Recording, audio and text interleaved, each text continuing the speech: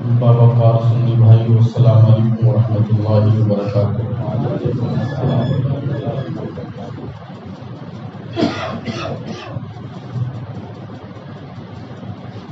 الحمد للہ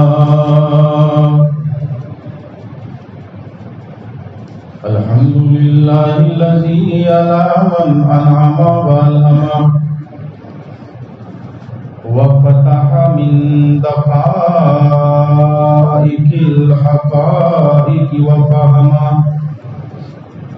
وصلى الله تعالى عليه وسلم وعلى ذبيه أبد الدهور وكرم أما بعد فأعوذ بالله من الشيطان الرجيم بسم الله الرحمن الرحيم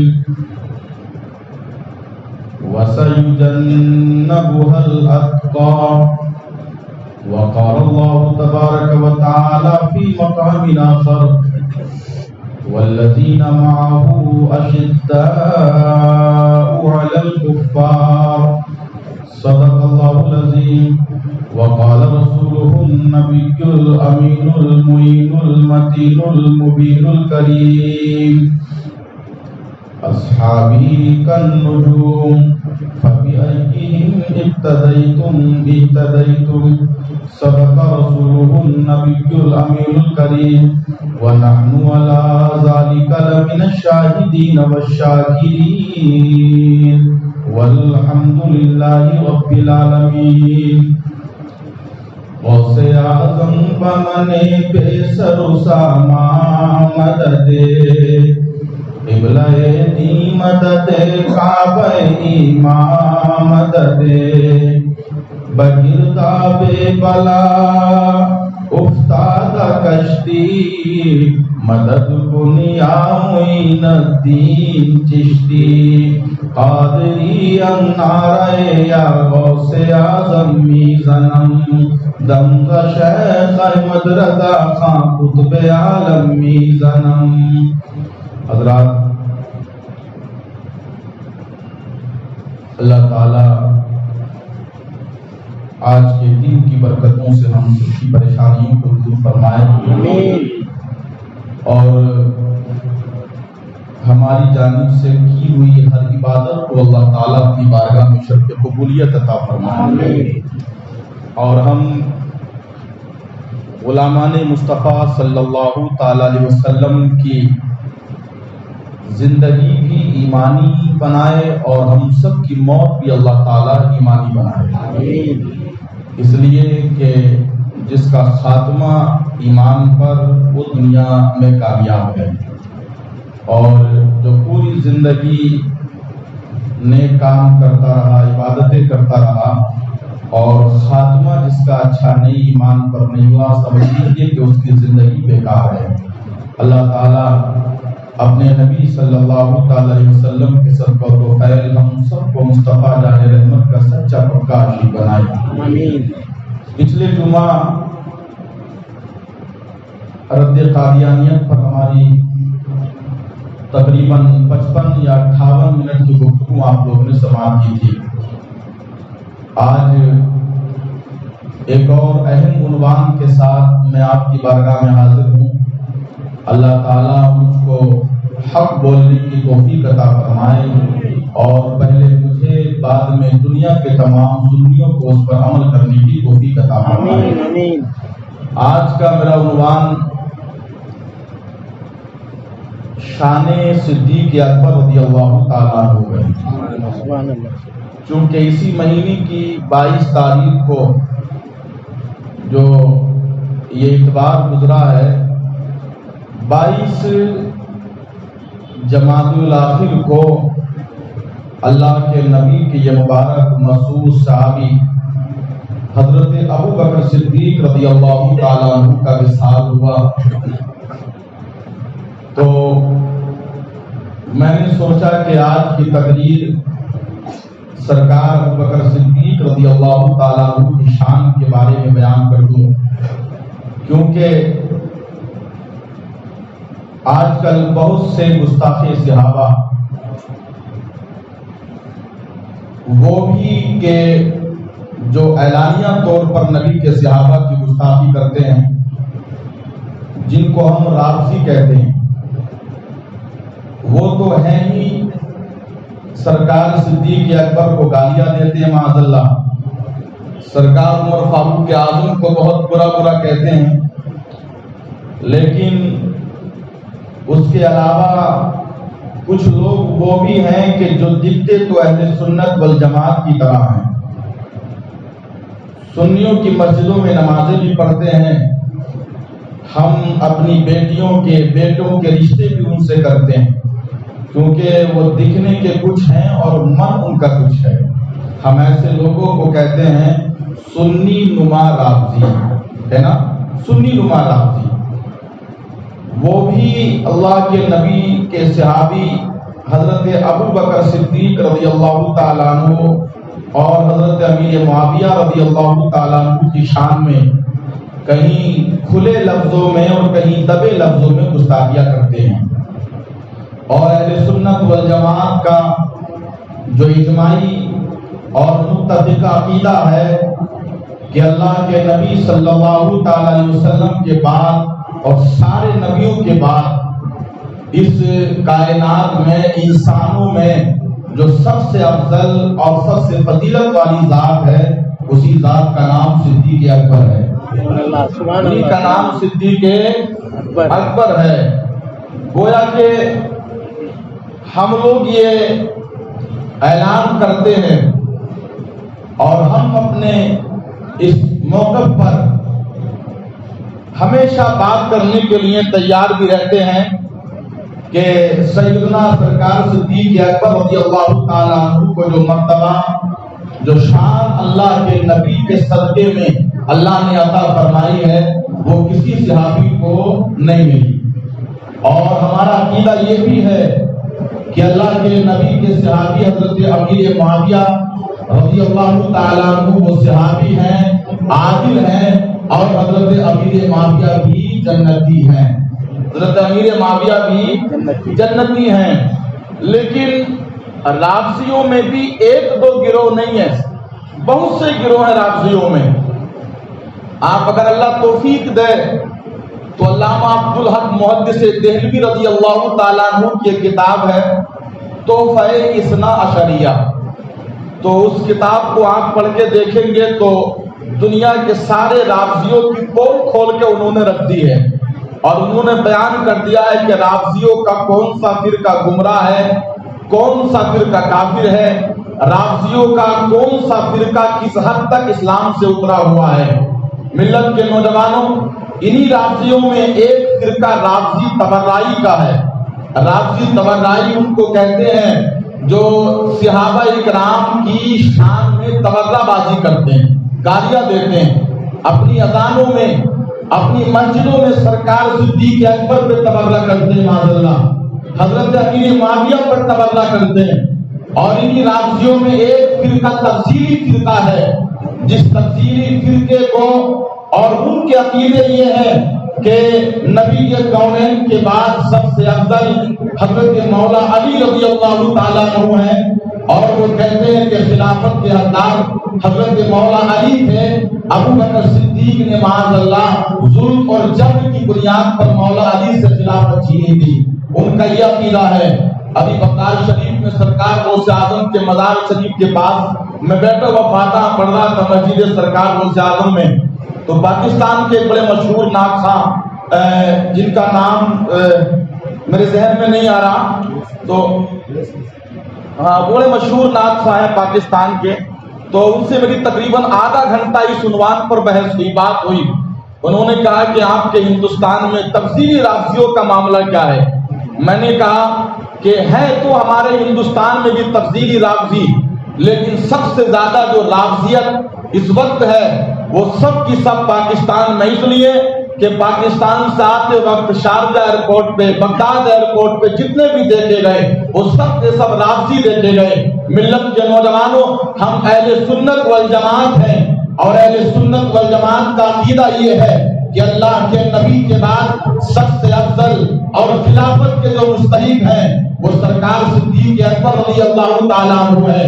ان ان کے بعد حضرت عمر فاروق اعظم، ان کے بعد حضرت عثمان ذو النورین اور ان کے بعد حضرت مولا علی رضی اللہ تعالیٰ عنہ ہے۔ لیکن ہم سنی حضرت صدیق اکبر کی تعریف کی وجہ سے یا ان کی شان کو بڑھانے کی وجہ سے، کبھی ابو بکر صدیق کی شان کو اونچی کرنے کی وجہ سے نہ ہی تو ہم مولا علی سرکار کو برا کہتے ہیں، نہ ہی عثمان ذو النورین کو برا کہتے ہیں، نہ ہی مولا علی کو برا کہتے ہیں، نہ ہی عمر فاروق اعظم کو برا کہتے ہیں۔ اللہ کی عزت کی قسم ہم سنی وہی ہے کہ جو اللہ کے نبی نے کہا، ہمارا عقیدہ بھی وہی ہے، ہمارا عقیدہ بھی وہی ہے۔ چند حدیث میں پیش کروں گا فضیلت صحابہ پر، اور اس کے بعد انشاءاللہ میں سرکار صدیق اکبر رضی اللہ تعالیٰ عنہ کی شان میں گفتگو کروں گا، تب تک لوگ بھی انشاءاللہ آ جائیں گے۔ صاحب بارگاہ رسالت میں محبتوں کے ساتھ درود پاک پڑھیں۔ ولی اللہ رب محمد صلی اللہ علیہ وسلم، نحن عباد محمد صلی اللہ علیہ وسلم، صلو علیہ صلاۃ و سلاما علیک یا رسول اللہ یا حبیب اللہ یا نور اللہ صلی اللہ تعالی علیہ وسلم۔ حضرات، تو مخلوق ایسی ہیں کہ جو معصوم ہیں، ان سے کبھی کوئی گناہ نہیں ہو سکتا، اور ان سے گناہ کی امید کرنا بھی گناہ ہے۔ بولو، ان سے گناہ کی امید کرنا بھی گناہ ہے۔ تقریر کو بڑے سنجیدگی سے سنیے گا اور میری گفتگو کو آپ نوٹ کر کے جائیے گا، اس لیے کہ شہر داون گرہ میں بھی کچھ سنی نما رافضی پھیل رہے ہیں، ہے نا؟ تو میرا یہ معاملہ ہوتا ہے کہ میں کچھ معلومات دین کی آپ تک پہنچا دوں۔ میں اپنی تقریروں میں ملت کے نوجوانوں یہی امید لے کر کے آتا ہوں کہ میری وجہ سے اللہ تعالیٰ میری قوم کے گمگشتگان راہ کو ہدایت کا کچھ پیغام مل جائے۔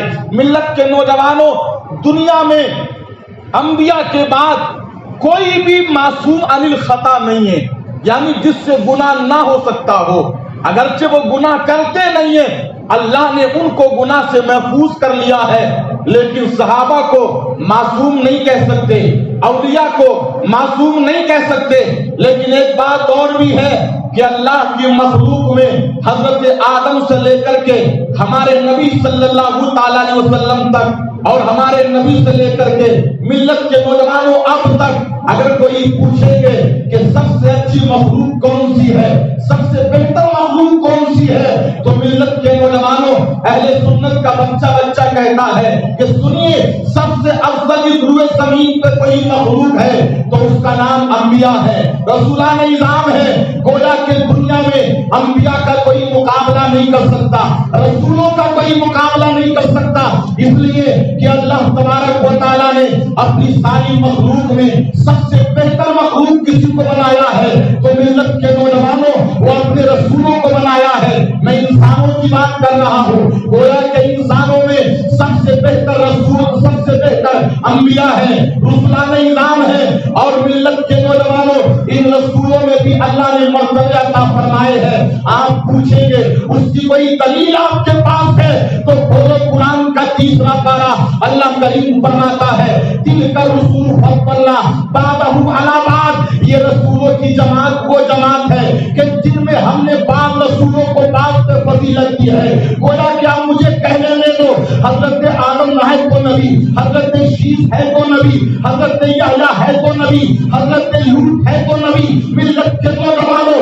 حضرت ابراہیم علیہ السلام بھی نبی ہے، حضرت موسیٰ کلیم اللہ بھی نبی ہے، حضرت عیسیٰ روح اللہ بھی نبی ہے، یہ تمام کے تمام نبی ہیں۔ لیکن ملت کے نوجوانوں، جب فضیلت کی بات آئے گی، مرتبے کے بڑا ہونے کی بات آئے گی، تو دنیا کا ہر سنی کہتا ہے ان تمام نبیوں میں سب سے بڑا جو مرتبہ ہے وہ آمنہ کے لال کا مرتبہ ہے، رسول الکونین کا مرتبہ ہے، محمد رسول اللہ کا مرتبہ ہے۔ اور بریلی کے امام تو یہاں تک کہتے ہیں کہ کوئی نبی نہیں میرے سرکار کی طرح، یعنی جناب احمد مختار کی طرح، اور شق القمر کا معجزہ قربان جائیے، ہمیں انگلی ہی کام کر گئی تلوار کی طرح۔ گویا کہ نبیوں میں سب سے بڑا مرتبہ ہمارے رسول کا، اللہ نے نبیوں میں بھی مرتبے رکھے ہیں، کون کس مرتبے پر ہے، کون کس لیول کا پیغمبر ہے، لیکن اللہ کی عزت کی قسم ان سارے نبیوں میں ہمارے رسول کا کوئی جواب نہیں ہے، ہمارے پیغمبر کا کوئی جواب نہیں ہے۔ آپ کہیں گے مفتی صاحب کوئی دلیل آپ کے پاس ہے، تو میں کہوں گا کھولو بخاری شریف، آپ کھولو مسلم شریف، ترمذی شریف، ابن ماجہ شریف، اور ان کتابوں میں آپ مصطفیٰ کی شان ملاحظہ کرو تو محدثین اکرام کہتے ہیں کہ اللہ نے جتنے معجزے سارے نبیوں کو عطا فرمائے، سارے رسولوں کو عطا فرمائے، سارے نبیوں کو ملا کر اللہ نے جتنے معجزے عطا فرمائے ان سے زیادہ معجزے اللہ نے تمہارے رسول کو عطا فرمائے ہیں، تمہارے پیغمبر کو عطا فرمائے ہیں۔ اور کیسے کیسے معجزے ہیں رسول کے؟ نبی پتھریلی زمین پہ چلتے ہیں تو نبی کے نقش قدم پتھر پہ چل جاتے ہیں، نبی کی انگلیوں سے پانی کے چشمے نکلتے ہیں، نبی کے کوڑے اگر مردے کو ہاتھ لگا دیں تو وہ زندہ ہو جاتا ہے، میرے مصطفیٰ اگر پانی کے برتن میں ہاتھ ڈال دیں تو نبی کے کوڑے کے ہاتھ کی برکت سے اس سے پانی نکلنے لگتا ہے، میرے مصطفیٰ اگر آسمان کے چاند کی طرف ہم اس کو مبارک اٹھا دیں تو آسمان کا چاند اپنا سینہ چھین لیتا ہے، نبی کے کوڑے اگر آسمان کے سورج سے کہہ دیں پلٹ آ تو آسمان کا سورج نبی کا حکم پاتے ہی پلٹ آتا ہے۔ میرے مصطفیٰ کی شان تو یہ ہے گویا کہ نبی کے کوڑے پیر سے کہہ دیں تو پیر نبی کے قدموں میں آ جاتا ہے، نبی پتھروں سے کہہ دیں تو پتھر نبی کے قدموں میں آ کر کے نبی کا کلمہ پڑھنے لگتے ہیں۔ اور یہ وہ رسول ہے کہ مٹھی ابو جہل کی ہے، کنکر ابو جہل کی مٹھی میں ہے، میرے مصطفیٰ اشارہ فرماتے ہیں تو ابو جہل کی مٹھی میں بند کنکر محبت کے ساتھ نبی کا کلمہ پڑھ کے یہ بتا دیتی ہے کہ مٹھی کسی کی بھی ہو قبضہ تو میرے رسول کا ہے، کسی کی بھی ہو قبضہ میرے رسول کا ہے، جلوہ میرے رسول کا ہے۔ آؤ ذرا محبت سے سنو تو نبی کا کوئی جواب نہیں، کوئی جواب نہیں نبی کا، اور نبی کے کونین کے بعد پوری عالم انسانیت میں نبی کے کونین کے صحابہ کا کوئی جواب نہیں۔ گویا کہ حضرت ابو بکر صدیق سے لے کر کے ملت کے نوجوانوں طلحہ و زبیر تک، اور طلحہ و زبیر سے لے کر کے حضرت امیر معاویہ تک، حضرت امیر معاویہ سے لے کر کے نبی کے کونین کے آخری صحابہ تک آپ کہیں گے تو رضوان نوری مسجد قباء کے منبر سے کہے گا ابو بکر صدیق بھی سچے ہیں، عمر فاروق اعظم بھی سچے ہیں، عثمان ذو النورین بھی سچے ہیں، مولا علی بھی سچے ہیں، طلحہ و زبیر بھی سچے ہیں، ابو ہریرہ بھی سچے ہیں، سعد بن ابی وقاص بھی سچے ہیں، ملت کے نوجوانوں یہ سہیل بھی سچے ہیں، امیر معاویہ بھی سچے ہیں، ملت کے نوجوانوں، اور اس لیے کہتے ہیں کہ ہم نہیں کہتے، یہ قرآن کہتا ہے کہ نبی کے جتنے صحابہ ہیں وہ سب کے سب عادل ہیں اور اللہ نے سب کو جنت کی بشارت عطا فرمائی ہے۔ سبحان اللہ، سبحان اللہ، سب کے سب عادل ہیں، اللہ نے سب کو جنت کی خوشخبری عطا فرمائی ہے۔ صاحب سنیے گفتگو، دو تین حدیث سنا دوں صحابہ کی فضیلت پر، محبت سے بولو سبحان اللہ۔ اس لیے کہ اللہ نے کرم فرمایا، محبتیں ہیں، میرے رسول فرماتے ہیں، میرے آقا فرماتے ہیں اللہ اللہ لا تسبوا اصحابی، اے میرے امت کے لوگوں کبھی بھی زندگی میں سنے کان کھول کے، کبھی بھی زندگی میں مرتے دم تک کوئی میرے صحابہ کو برا، بولو میرے صحابہ کو برا کبھی مت کہنا، چاہے کہ ہوٹلوں پہ بیٹھ کے مت کہنا، دکانوں پہ بیٹھ کے نہیں، جلسے کا اسٹیج لگا ہو تو کبھی اس پہ بھی بیٹھ کے میرے نبی کے صحابہ کی شان میں گستاخی، بولو گستاخی مت کرنا، اپنے گھر میں بھی نہیں، اپنی مسجد کے منبروں پہ بھی نہیں، اپنے دوستوں احباب کی محفلوں میں بھی نہیں، کبھی میرے صحابہ کو برا مت کہنا، مت کہنا برا۔ نبی نے کیا یہ کہا ہے کہ کبھی علی کو برا مت کہنا، بولو نام لیا ہے، ابو بکر کو برا مت کہنا، حضرت عمر کو برا مت کہنا، عثمان ذو النورین کو برا مت کہنا، مولا علی کو برا مت کہنا، سلمان فارسی کو برا مت کہنا، حضرت امیر معاویہ کو برا مت کہنا، حضرت ابو ہریرہ کو برا مت کہنا۔ کیا کسی صحابی کو نبی نے نام لے کے کہا ہے؟ نہیں نہیں، آپ حدیث کی کتابیں کھول کے دیکھیں تو صحیح پتہ چلے گا میرے مصطفیٰ نے مطلقاً کہا ہے کہ کبھی میرے صحابی کو برا مت کہنا. گویا کہ نبی کے کونین نے فرما دیا ہے کبھی ابو بکر کو برا مت کہنا, عمر کو برا مت کہنا, عثمان کو برا مت کہنا, میرے داماد علی کو برا مت کہنا, ابو بکر کو برا مت کہنا, اور زبیر کو برا مت کہنا, سلمان فارسی کو برا مت کہنا, حضرت امیر معاویہ کو برا مت کہنا. یا رسول اللہ اب برا نہ کہے نبی کے کونین کی عزت کو ماننے والوں, نبی کے کونین کی حدیث سے بتاتی ہے کبھی کسی کو برا مت کہنا. اور اس لیے برا مت کہنا صحابہ کو اللہ نے وہ مرتبہ عطا فرمایا ہے. اگر تم میں کا کوئی ایک احد پہاڑ کے برابر سونا لا کر کے اللہ کی بارگاہ میں خرچ کر دے اور میرا کوئی ادنا درجے کا صحابی ایک مٹھی جو یا آدھا مٹھی جو اللہ کی بارگاہ میں خرچ کر دے تو میرے صحابی کا ایک مٹھی جو خرچ کرنا تمہارا ایک پہاڑ کی برابر سونا خرچ کرنے سے افضل نظر آئے گا. سبحان اللہ سبحان اللہ. کہ بڑی عظیم شان ہے صحابہ کرام کی. کون ہوتا ہے صحابی؟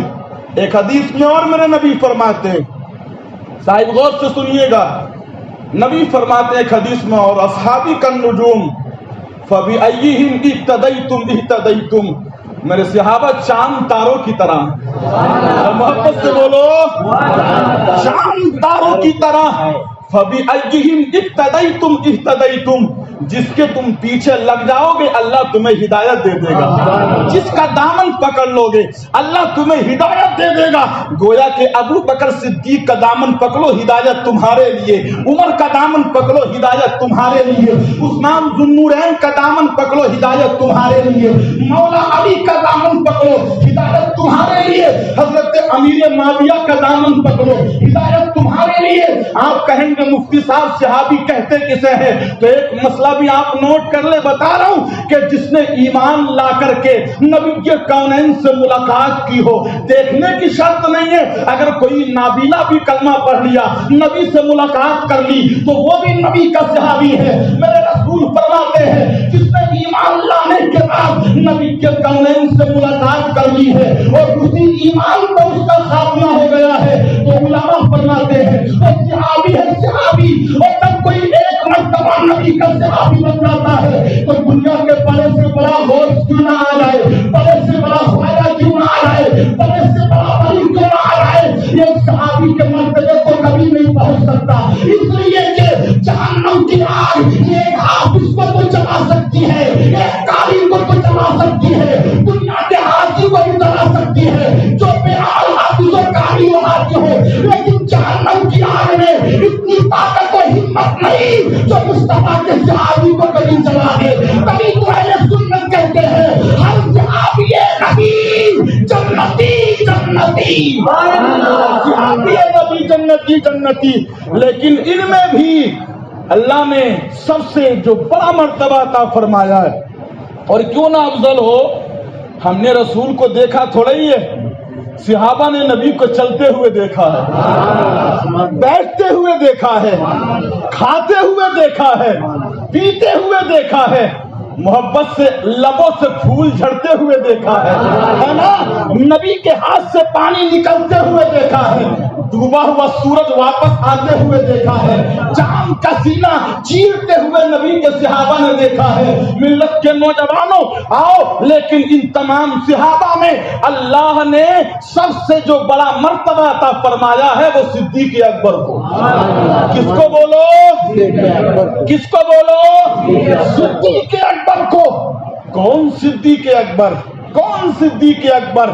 جن صدیق اکبر نے باضابطہ قاضیوں کی تنخواہ مقرر کی, جن صدیق اکبر نے تقریباً آدھے سے زیادہ عراق اور ملک شام کو فتح کیا, جس صدیق اکبر نے نبی کے کونین کے ظاہری حیات میں بھی جو جھوٹے نبوت کا دعویٰ کرنے والے پیدا ہو گئے تھے ان سے جہاد کیا. وہ صدیق اکبر کہ جب نبی کے کونین کا وصال ہو گیا تو ایک قوم یہ کہنے لگی زکوٰۃ فرض نہیں ہے، زکوٰۃ فرض نہیں ہے، زکوٰۃ فرض نہیں ہے. ادھر مصطفیٰ جان رحمت کا جسد رکھا ہے، ادھر مانی نے زکوٰۃ میں اپنے سر کو جب ابھارا ہے. حضرت ابو بکر صدیق رضی اللہ تعالی عنہ نے فوراً لشکر کو تیار کیا اور مانی نے زکوٰۃ سے مقابلہ کرنے کے لیے روانہ کر دیا. نبی کے اور صحابہ کہتے ہیں ابو بکر صدیق ابھی لشکر مت بھیجیے، ابھی لشکر مت بھیجیے. تو ابو بکر صدیق نے مکہ کی دھرتی پر، مدینہ کی دھرتی پہ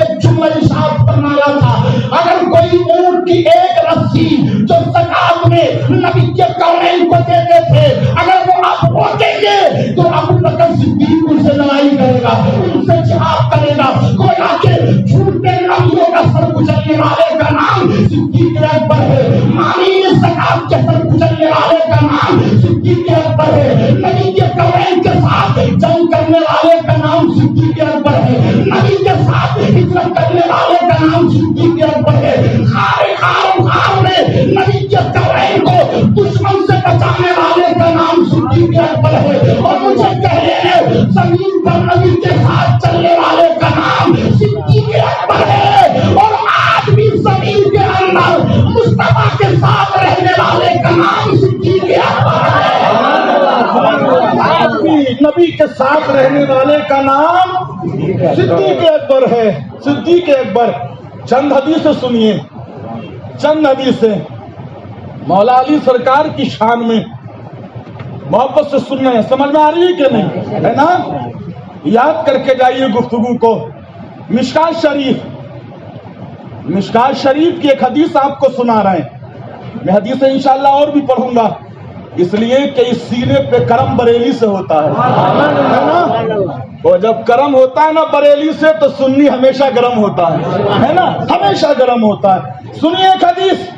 حضرت علی کے لخت جگر ہیں محمد بن حنفیہ. کیا نام ہے؟ محمد بن حنفیہ. حضرت علی کے لخت جگر محمد بن حنفیہ. انہوں نے اپنے باپ حضرت علی سے پوچھا ابا جان یہ بتائیے کہ اللہ کے نبی کو سب سے زیادہ محبوب کون تھا، سب سے زیادہ پیارا کون تھا؟ تو اللہ کے نبی صلی اللہ تعالی علیہ وسلم کے صحابی داماد پیغمبر کہتے ہیں بیٹا اللہ کے نبی کو سب سے زیادہ پیارے حضرت ابو بکر صدیق. کون بولو؟ حضرت ابو بکر صدیق. اگر نظر نہ آئے تو کھول لینا مشکات شریف. اور مشکات شریف میں اب بھی یہ حدیث موجود ہے. اگر آپ کو نہ ملے تو ازہری دارالفتہ آجا، رضوان نوری کھول کے دکھانا بھی جانتا، سمجھانا بھی جانتا. محبت کے ساتھ سب سے پہلا مرتبہ صدیق اکبر کا. پھر پوچھتے آقا ان کے بعد کس کا ہے؟ تو نبی کے کونین کے صحابی حضرت علی کہتے ہیں ان کے بعد حضرت عمر فاروق اعظم کا مرتبہ ہے. ان کے بعد کہنے لگے عثمان ذو النورین کا مرتبہ ہے. اللہ کی عزت کی قسم. اور محبت کے ساتھ سنیے مسجد نبوی ہے، نبی کے کونین تشریف لے کر کے آ رہے ہیں اور جیسے ہی قریب آئے حضرت عائشہ صدیقہ کہتی ہے کہ میں نے اپنے حجرے سے جب دیکھا تو نبی کے صحابہ بیٹھے ہوئے ہیں اور اتنے میں ابو بکر صدیق آ گئے. میرے نبی ابو بکر صدیق کا چہرہ دیکھ کر مسکرائے اور مسکرا کے ارشاد فرمائے ابو بکر آ جاؤ، ابو بکر آ جاؤ، انت عتیق من اللہ فی النار. ابو بکر آ جاؤ، اللہ نے آپ کو جہنم سے آزاد فرما دیا ہے. اور دوسری حدیث سنو، دوسری حدیث. میرے بھائی آپ دفن کرتے ہیں مردے کو، کرتے ہیں کہ نہیں کرتے ہیں؟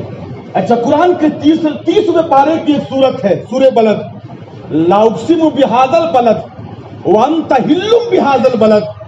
آپ کسی کا ترجمہ اٹھا کے دیکھیں اور کسی کا کیوں دیکھیں، کنز الایمان دیکھیں، ہے نا، کنز الایمان دیکھیں، اٹھا کے دیکھیں تو اللہ کہتا ہے اے محبوب تیرے شہر کی قسم. کیا کہتا محبوب؟ تیرے شہر کی قسم، مکہ کی قسم، ہے نا. حالانکہ مکہ میں کعبہ تھا پہلے سے، مکہ میں صفا مروہ تھی پہلے سے، مکہ میں زمزم تھا پہلے سے. ہم نے کہا مولا تعالیٰ کیا مکہ ہی ایسا شہر ہے کہ جس کی تو قسم کھا رہا ہے نا؟ کس وجہ سے کیا کعبہ ہے اس وجہ سے؟ کیا صفا مروہ وہاں ہے اس وجہ سے؟ کیا وہاں چائے زمزم ہے اس وجہ سے؟ کیوں مکہ کی قسم کیوں؟ تو اللہ نے قرآن کی اگلی آیت میں فرما دیا وَأَنْتَ حِلٌّ بِهَذَا الْبَلَدِ، اے محبوب میں شہر مکہ کی قسم تو کھا رہا ہوں، لیکن اس وجہ سے نہیں کہ اس میں کعبہ ہے، اس وجہ سے نہیں کہ صفا مروہ ہے، اس وجہ سے نہیں کہ اس میں چاہے زمزم ہے، اس وجہ سے نہیں کہ مکہ میں اور خوبصورت چیزیں ہیں۔ نبی کے کونین پہ نازل ہونے والی کتاب میں اللہ نے فرمایا وَأَنْتَ حِلٌّ بِهَذَا الْبَلَدِ، اے محبوب مکہ کی قسم اس لیے کھا رہا ہوں کہ یہاں آپ کے قدم لگے ہیں، مکہ کی گلیوں میں آپ چلے ہیں، مکہ کی گلیوں میں آپ کے قدموں سے مکہ کی دھول لگی ہے، اور اس دھول کو آپ کے قدموں سے نسبت ہو گئی۔ اے محبوب میں جو مکہ کی قسم کھا رہا ہوں یہ کعبے کی وجہ سے نہیں، زمزم کی وجہ سے نہیں، صفا مروہ کی وجہ سے نہیں، بلکہ آپ کے قدموں کی نسبت کی وجہ سے کھا رہا ہوں۔ گویا کہ نبی کے قدم اس مٹی کو لگے تو اللہ نے اس شہر کی قسم کھائی ہے نا۔ گویا کہ نبی کے قدموں سے لگنے والی مٹی افضل، بولو مٹی افضل۔ اور جس مٹی سے اللہ نے نبی کا جسم بشری بنایا، کیا بولو جسم بشری بنایا، تو اس مٹی کا عالم کیا ہوگا؟ بولو نبی کا جسم بناتے وقت اللہ کے نبی کی دو حیثیتیں، ایک نور کی اور ایک بشری حیثیت ہے نا۔ ہم سنی مصطفیٰ کو نور بھی مانتے ہیں اور بشر بھی مانتے ہیں۔ ملت کے نوجوانوں میری تقریر کو کبھی توڑ مروڑ کے باہر پیش مت کرنا، میں کوشش کرتا ہوں کہ ہر جملہ صحیح بتا دوں۔ ہم سنی نبی کو نور بھی مانتے ہیں، بشر بھی مانتے ہیں۔ نبی کو تنہا نور ماننا بھی جائز نہیں اور صرف بشر ماننا بھی جائز نہیں، ملت کے نوجوانوں۔ لیکن نبی کا جب جسد بشری اللہ نے بنایا اور جسد بشری بناتے وقت جس مٹی کو اللہ نے استعمال کیا ہے اس مٹی کی فضیلت کتنی ہوگی۔ ارے جب نبی کے قدموں سے لگنے والی مٹی کی اللہ قسم کھاتا ہے تو جس مٹی سے نبی کے ہاتھ بنائے ہیں اس مٹی کا عالم کیا ہوگا؟ جس مٹی سے نبی کے قدم بنائے ہیں اس مٹی کا عالم کیا ہوگا؟ ارے کبھی سنو، اللہ کے نبی فرماتے ہیں ملت کے نوجوانوں، غالب حضرت انس کس کو روایت کرتے ہیں کہ نبی کے کونین کا جسم بشری بناتے وقت جو مٹی بچ رہی تھی اللہ تعالیٰ نے اس مٹی سے صدیق اکبر کو بنایا ہے، عمر فاروق اعظم کو بنایا ہے، صدیق اکبر کو اور عمر فاروق اعظم کو۔ آپ کہیں گے کوئی دلیل ہے اس کی؟ میں نے کہا ہے۔ سنی کبھی کوئی بے دلیل بات کہتا ہی نہیں ہے نا۔ آپ بی بی قبرستان گئے، ایک حدیث شریف ہے اور قرآن کی آیت بھی ہے، اللہ کا بندہ وہی دفن ہوتا ہے اسی جگہ کہ جس جگہ کی مٹی اس کو بناتے وقت استعمال کی گئی ہو۔ بولو جس جگہ کی مٹی اس کو بناتے وقت، مثال کے طور پہ اگر میرا یہاں انتقال ہو گیا، مجھ کو یہی دفن کیا گیا، تو میری مٹی، میرا جسم جو بنایا تھا یہی کی مٹی سے ہے نا، یہی کی مٹی سے۔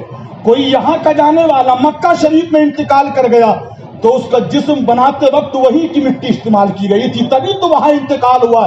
اور اس کی دلیل قرآن کی ایک آیت کھولو 16واں پارہ، آپ مٹی دیتے وقت کہتے ہیں منہا خلقناکم وفیہا نعیدکم ومنہا نخرجکم تارۃ اخری۔ اس کا ترجمہ کیا ہے؟ منہا خلقناکم، ہم نے تم کو اسی سے پیدا کیا، ومنہا نعیدکم، اور ہم تم کو اسی مٹی میں واپس کر رہے ہیں، ومنہا نخرجکم تارۃ اخری، اور دوبارہ قیامت کے دن پھر تم کو اسی مٹی سے اٹھائیں گے۔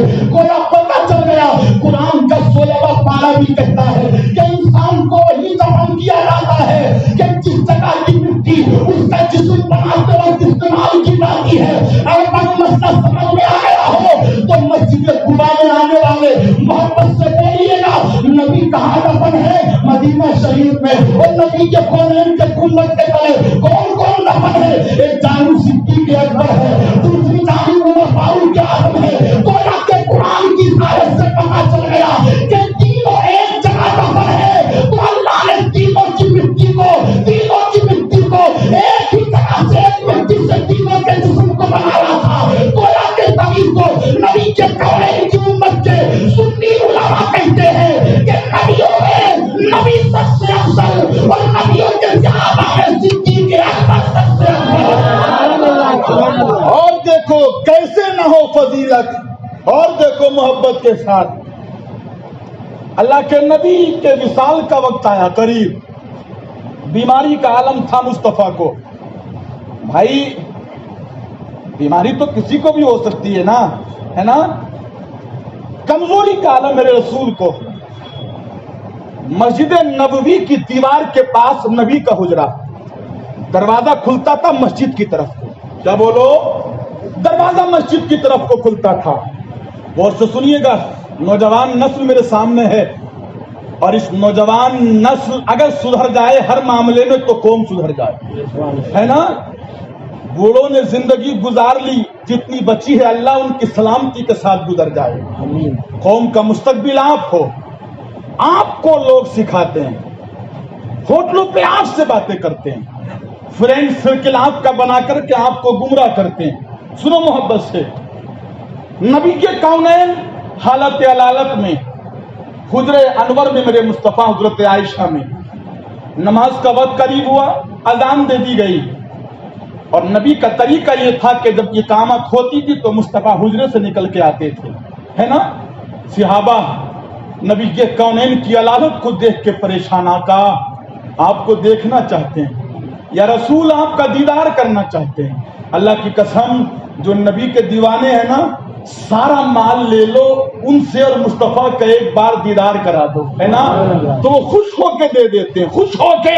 ارے وہ تو مصطفیٰ کے دیدار کی بات کر رہے ہو، نبی کے چاہنے والے تو 1.5 2 لاکھ لگا کے مصطفیٰ کا گنبد دیکھنے جاتے ہیں، ہے نا. دیدار کی بات کرتے ہو.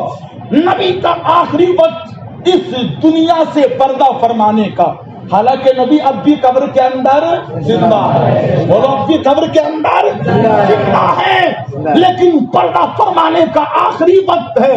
نماز کا وقت ہوا، حجرہ رسول اللہ کے دروازے پہ جا کر کے حجرہ عائشہ کے لوگوں نے کہا یا رسول اللہ امام دیجئے. کیا کہا آقا؟ امام دیجئے، امام. تو میرے نبی نے جملے ارشاد فرمائے، مر لی ابا بکر ان یصلی بالناس. یہ حدیث کے الفاظ مرو لی ابا بکر ان یصلی بالناس. نبی کی آواز آئی، ابو بکر سے کہو کہ وہ لوگوں کو نماز پڑھائیں. کیا بولو؟ کس سے کہو؟ ابو بکر سے کہو. عمر موجود ہے، عثمان موجود ہیں، علی موجود ہیں، طلحہ و زبیر موجود ہیں، لیکن نبی کیا کہہ رہے ہیں؟ اندر سے آواز آ رہی ہے، مروا لی ابا بکر ان یصلی بالناس. ابو بکر سے کہو کہ وہ لوگوں کی امامت کرے، لوگوں کی امامت. حضرت عائشہ کہتی ہیں ابو بکر میرے ابا جان تھے، میں جانتی تھی کہ ان کا دل بہت نرم ہے، بہت رقیق القلب ہے وہ، اور علی شیر خدا. محبت سے بولو. حضرت عمر بڑے مضبوط دل والے، عثمان بڑے مضبوط دل والے. تو حضرت عائشہ کہتی کہ میں نے کہا یا رسول اللہ حضرت ابو عمر سے کہیے کہ وہ پڑھا دے نماز، میرا ابا کا دل بہت نرم ہے. تو نبی نے کہا مروا لی ابا بکر ان یصلی بالناس. ابو بکر سے کہو کہ لوگوں کو نماز پڑھائے. بات سمجھ میں آ رہی ہے کہ نہیں؟ ابو بکر سے کہو کہ لوگوں کو نماز پڑھائے. حضرت عائشہ کہتی میں نے پھر کہا شوہر بیوی کی بات تھی نا، میں نے پھر کہا آقا جی میرے ابا کا دل بہت نرم ہے، وہ آپ کے مصلی پہ کھڑے ہو کر برداشت نہیں کر پائیں گے، رونے لگیں گے. آقا آپ عمر سے کہہ دیں وہ مضبوط دل والے ہیں، وہ لوگوں کو نماز پڑھائے. میرے نبی جلال میں آئے اور نبی نے ارشاد فرمایا اے عائشہ، اے عائشہ، اے عائشہ سنو، اللہ اور اس کا رسول اور مومنین یہی پسند کرتے ہیں کہ جس قوم میں ابو بکر ہو، ابو بکر ہی قوم کی امامت کرے، دوسرا قوم کی امامت نہ کرے. ایک نہیں، 2 نہیں، 3 نہیں، 4 نہیں، 5 نہیں، کوئی اتفاق نہیں ہے، 10 11 نہیں، بلکہ نبی باحیات ہیں زمین کے اوپر. اور صدیق اکبر نے نبی کی موجودگی میں 17 نمازوں میں امامت کی ہے. کتنی بولو؟ زور سے بولو، یاد رہے گا مسئلہ کیوں نہیں؟ نبی کی موجودگی میں کتنی نمازوں میں؟ 17 نمازوں میں حضرت ابو بکر صدیق نے امامت کی ہے. اب مجھے بتاؤ، ایک مسجد میں ایک عالم ہو، ہے نا، سارے پڑھے لکھے ہو، سارے عالم ہو، تو امامت کا حق کس کو ہے؟ تو یہ جواب ملتا ہے کہ جو سب سے افضل ہو، بولو جو سب سے افضل ہو، جو سب سے افضل ہو وہی امامت کرے۔ صحابہ تو نبی کے سب ہیں، عمر فاروق اعظم بھی، عثمان ذو النورین بھی، مولا علی بھی، طلحہ و زبیر بھی، نبی کے سب صحابہ ہیں، لیکن نبی کے کونین نے اپنے مصلی پر ابو بکر کو پڑھا کر کے زمانے کو بتا دیا ان سب میں ابو بکر صدیق افضل ہے، وہی نماز پڑھائیں گے۔ آپ کہیں گے مفتی صاحب ابھی مسئلے کا حل نہیں ہوا، میں کہوں گا پیچھے چلا گا۔ شب معراج ہے، نبی اپنے بستر سے اٹھے ہیں، بیت المقدس پہنچے ہیں، اور جب وہاں پہنچے تو مصلی لگا ہے، آدم بھی کھڑے ہیں، شیش بھی کھڑے ہیں، زکریا بھی کھڑے ہیں، یحییٰ بھی کھڑے ہیں، حضرت یوسف بھی کھڑے ہیں، حضرت ابراہیم بھی کھڑے ہیں، مصلی لگا ہے، لیکن کوئی مصلی پہ پڑھنے کے لیے تیار نہیں ہے۔ جو پہلے آئے ہیں وہ بھی کھڑے ہیں، لیکن جب مصطفیٰ پہنچے ہیں مصلی پہ آگے بڑھ گئے ہیں۔ گویا کہ بیت المقدس میں تمام انبیاء کو نبی نے نماز پڑھا کے دنیا کو یہ بتا دیا کہ مصلی پہ وہی چلتا ہے جو سب سے افضل ہوتا ہے، مصلی پہ وہی چڑھتا ہے جو سب سے زور سے بولو، جو سب سے افضل ہوتا ہے، سب سے افضل۔ اب مجھے بتاؤ جو مصلی امامت پہ نبی کا نائب ہے، کیا مصلی خلافت پہ مصطفیٰ کا نائب نہیں ہوگا؟ بولو بھائی، نبی نے اشارہ فرما دیا، اشارہ اپنے مصلی پہ بٹھا کے، ابو بکر آج امامت کے مصلی پہ تم آ رہے ہو اور وصال کے بعد خلافت کے مصلی پہ بھی تم آؤ گے، ہے نا، خلافت کے مصلی پہ۔ لیکن کوئی پھر بھی کہہ سکتا مفتی صاحب کوئی اور دلیل ہے؟ میں نے کہا ہاں دلیل آتی رہے گی، فیضان بریلی سے آتا رہے گا، ہے نا۔ سنیے بخاری شریف، اور بخاری شریف کی ایک حدیث، اور وہ بخاری شریف کہ جو وہابیوں کے مدرسے میں بھی پڑھائی جاتی ہے، دیوبندیوں کے بھی، ہر مکتبہ فکر کے مدرسے میں، اس لیے کہ اور اہل حدیثوں کے مدرسے میں بھی پڑھائی جاتی ہے نا، وہ بخاری شریف۔ ایک عورت مصطفیٰ کی بارگاہ میں کسی مسئلے کو لے کے آئی، بات سمجھ میں آ رہی ہے کہ نہیں؟ کسی مسئلے کو لے کے آئی، آ کے بولی آقا جی یہ مسئلہ لے کر کے آئی ہوں۔ نبی فرماتے کل آنا، کیا فرماتے؟ غور سے سنیے گا، کیا فرماتے؟ کل آنا، بولو کل آنا، کل آنا۔ عورت گئی دروازے پہ، دل میں کچھ خیال آیا کہ اگر کل میں آئی اور نبی نہیں ہوئے، اس کی مراد کیا تھی؟ اللہ نے اگر نبی کو پردہ فرمانے کا حکم دے دیا، لوٹ کے فوراً واپس پہنچی حضور کی بارگاہ میں۔ حدیث کون سی ہے؟ بخاری شریف کی ہے نا، بخاری شریف کی۔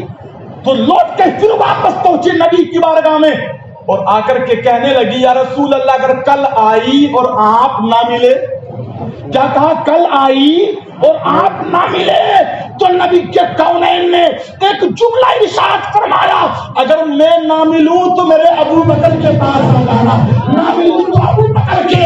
اب حدیث کی کتاب کھول کے دیکھو، بخاری شریف میں جہاں یہ حدیث لکھی ہے پہلے سکون میں لکھا ہے، اس کی مراد یہ تھی آقا آپ مثال فرما گئے تو خلیفہ کون بنے گا؟ نیچے لکھا امر خلافہ۔ گویا کہ بخاری شریف میں نبی کے کونین نے بتا دیا ہے اگر میرا مثال ہو جائے تو جس گدی پہ بیٹھ کر نبی فیصلہ کرتا ہے اس گدی پہ میرا ابو بکر بیٹھے گا۔ لیکن بخاری تو سمجھے گا فقیر جس کو اللہ نے علم دیا ہو، لیکن علم نہیں تو یہ شعر کہنے پہ مجبور ہو جاؤں گا۔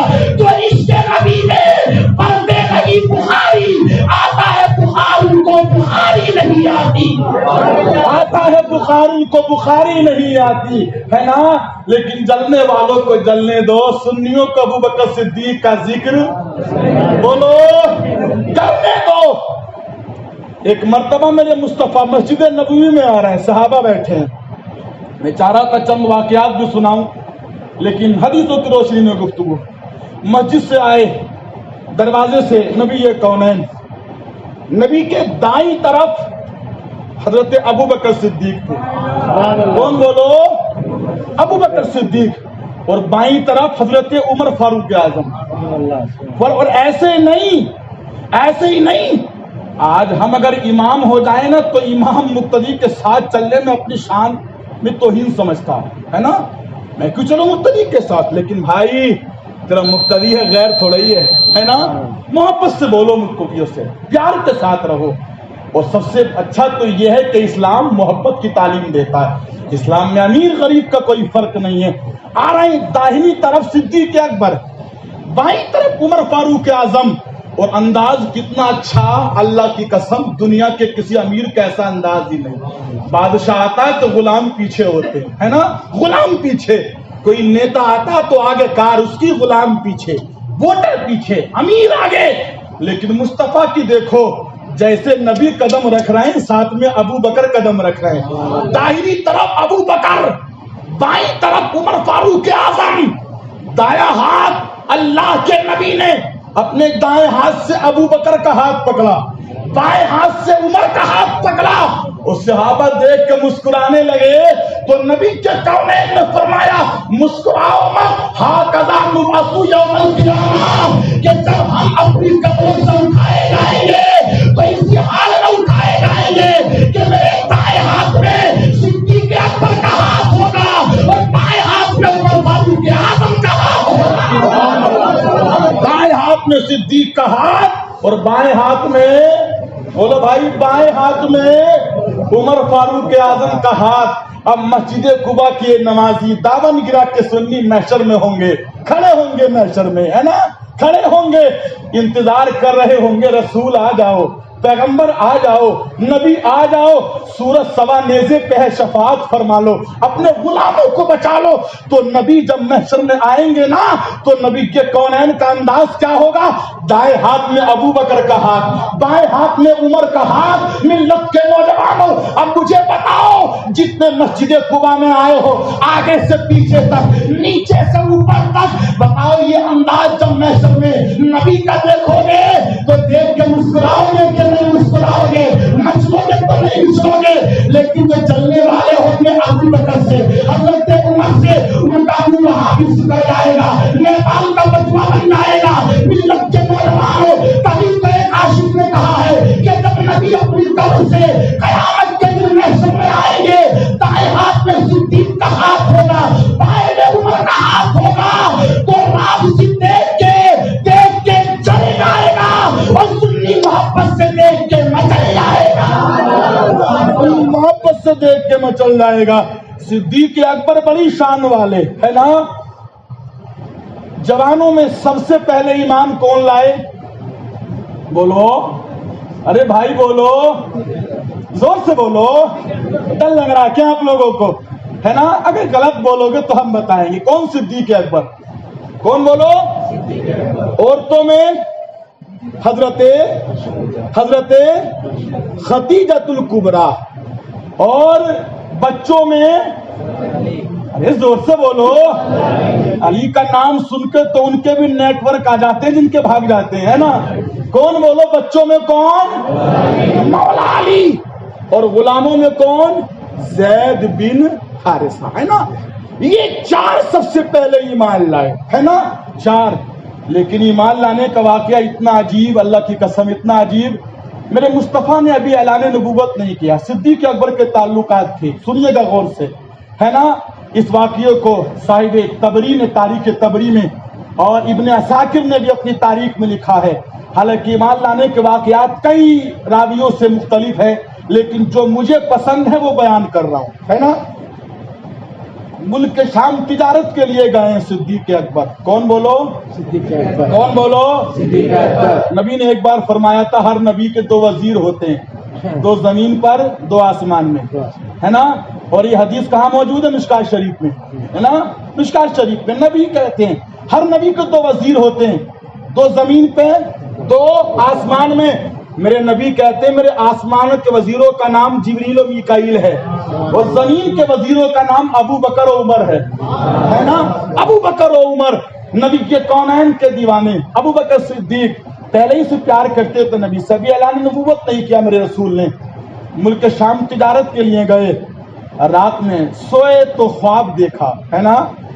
خواب تو ہم بھی دیکھتے ہیں نا، لیکن ہمارے خواب کیسے ہوتے ہیں کہ اچانک سونے کا بیگ ہاتھ لگ گیا، ہے نا؟ لیکن صبح اٹھ کر دیکھا تو غائب، ہے نا؟ یہ خواب ہوتے ہیں نا ہم لوگوں کے. ہمارا خواب کیا ہوتا ہے؟ سانپ ہمارے پیچھے پڑ رہا ہے نا، اچانک نیند کھلی، بستر پہ ہی چیخنے لگے. ہمارے یہ خواب ہوتے ہیں، لیکن ابو بکر صدیق وہ بڑے ہیں، خواب بھی بڑا ہے. خواب بھی بڑا. کیا دیکھا؟ آسمان میں چاند نکلا ہے، سورج. ابو بکر صدیق نے ایک ہاتھ سے سورج کو پکڑا، ایک سے چاند کو پکڑا، قریب لائے، سینے سے لگا لیا. ابھی لگایا تھا کہ نیند کھل گئی. صبح کو تشویش ہوئی تو خواب کی تعبیر بتانے والوں کے پاس گئے اور جا کر کے پوچھا. ایک یہودی یا عیسائی تھا، پوچھا کہ میں نے یہ خواب دیکھا ہے. تو وہ پہلے تو ٹکٹکی باندھ کے دیکھنے لگا. بڑے حسین تھے نا ابو بکر صدیق. ٹکٹکی باندھ کے دیکھنے لگا. پھر اس نے خود پوچھا کہاں سے ہو؟ مکہ سے. بولے ہاں مکہ سے. قبیلہ؟ بولے فلاں قبیلے سے. پھر وہ کہنے لگا کیا نام ابو بکر ہے؟ بولے ہاں ابو بکر ہے نا. عبداللہ پوچھا تھا اس نے. بولا ہاں یہی نام ہے. تجارت کے لیے آئے ہو؟ بولے ہاں تجارت کے لیے آئے ہیں. اب وہ کہنے لگا لو تم نے بتایا، اب مجھ سے سنو. تمہارے مکہ میں ایک نبی ہیں جن کا نام محمد ہے.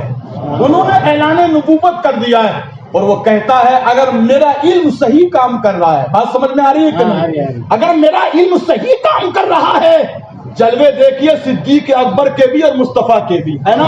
مچل جائیے، مچل. اس لیے کہ ایسا نبی جیسا نبی تمہیں ملا ہے، اتنی شان والا نبی کوئی آیا ہی نہیں ہے نا. کوئی نہیں آیا. اور جیسے نبی کے صحابی ہیں ایسے کسی نبی کے صحابی بھی نہیں ہے.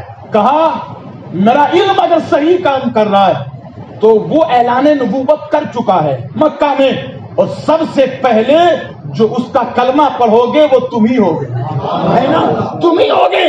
ابو بکر صدیق لوٹ کے واپس آئے. عرب میں پوری دھوم مچی ہے. عبداللہ کے بیٹے نے نبوت کا اعلان کر دیا. وہ معبودہ نے ہمارے پتھروں کے معبودوں کو پوجنے کے لیے منع کرتا ہے. وہ کہتا ہے ایک معبود کے سامنے پیشانی جھکاؤ، ایک معبود کے سامنے. لیکن مکہ کی قوم بڑی خطرناک تھی. وہ ایسی تھی، بخار والا خدا الگ تھا، جاڑے والا خدا الگ تھا، بارش والا خدا الگ تھا، ٹھیک کرنے والا خدا الگ تھا، مارنے والا اور تھا، جلانے والا اور تھا، تجارت میں فائدہ پہنچانے والا اور تھا. ملت کے نوجوانوں، خود کعبے میں 360 بت رکھے ہوئے تھے. کوئی کسی کا خدا، کوئی کسی کا خدا، کوئی کسی کا خدا. پتھروں کو پوجتی تھی وہ قوم. لیکن جب صدیق اکبر واپس آئے، مصطفیٰ کی بارگاہ میں جائزہ لینے کے لیے پہنچے، مصطفیٰ صدیق کو دیکھ کے مسکرائے، صدیق نبی کو دیکھ کے مسکرائے. بیٹھ گئے کہ نبی کے کونین نے فرمایا صدیق کلمہ پڑھ لو، کلمہ پڑھ لو، کلمہ پڑھ لو. تو صدیق اکبر نے جس عبارت کو علامہ تبلیغ کے حوالے سے یہ دلائل علامت پیش کرنے کی کوشش کر رہا ہے، صدیق اکبر نے کہا یار محمد بن عبداللہ کلمہ تو پڑھ لوں لیکن کچھ دکھائیے تو صحیح، کچھ بتائیے تو صحیح. مسجد قباء میں آنے والے خوش عقیدہ سنی بھائیوں، جب صدیق اکبر نے اتنا کہا تو نبی نے چہرہ دیکھا اور چہرہ دیکھ کر مسکرا کے فرمایا اے صدیق دیکھنا چاہتے ہو کیا وہ کافی نہیں ہے جو ملک شام میں دیکھ کے آئے ہو؟ وہ کافی نہیں ہے جو ملک شام میں دیکھ کے آئے ہو. اتنا سنا صدیق جانتے تھے اس کو یا تو میں جانتا ہوں یا خدا جانتا ہے یا جس کو بتایا ہے وہ جانتا ہے. میں شام میں لیکن میرے خواب کو مصطفیٰ دیکھ رہے. تو میں کہنے لگا اے عاشقو خواب کی بات کرتے ہو، نبی تمہارے گھر کو دیکھتے ہیں، تمہاری زندگی کو دیکھتے ہیں، تمہارے چلنے کو دیکھتے ہیں، تمہارے پھرنے کو دیکھتے ہیں، تمہارے بیٹھنے کو دیکھتے ہیں. اور بریلی کے امام تو محبت سے کہتے ہیں کہ اور کوئی غیر کا تم سے نہا ہو بھلا جب نہ خدا کی چھپا تم پہ خدا کی چھپا تم پہ کروڑوں درود. تو صدیق اکبر صحابہ میں سب سے بولو سب سے افضل ہیں. اور ہمارے نزدیک جو ترتیب فضیلت ہے وہی ترتیب خلافت بھی، وہی ترتیب خلافت بھی. صاحب کسی ادنا درجے کے صحابی کی شان میں بھی کبھی گستاخی، بولو کبھی گستاخی مت کرنا، کبھی گستاخی مت. لیکن ہاں کچھ درگاہوں کے مجاور بھی سنی نما رافضی ہیں، کچھ درگاہوں کے مجاور. صاحب میں آپ سے کہتا ہوں خدا را نبی کے کونین کی امت کو گمراہ نہ کرو، ہے نا. ہمارے لیے ہدایت کے لیے قرآن ہے، حدیث ہے نا؟ قرآن ہے، حدیث ہے، نبی کی زندگی، نبی کے اقوال ہے. بے شمار حدیثیں ہم سنا سکتے ہیں، پڑھ سکتے ہیں، لیکن ٹائم کی قلت ہوتی ہے، اس لیے ہم بیان خاطر خواہ کر بھی نہیں پاتے. اللہ تعالیٰ توفیق خیر عطا فرمائے، برکتیں آپ کو دے، اللہ سلامتی آپ کو عطا فرمائے.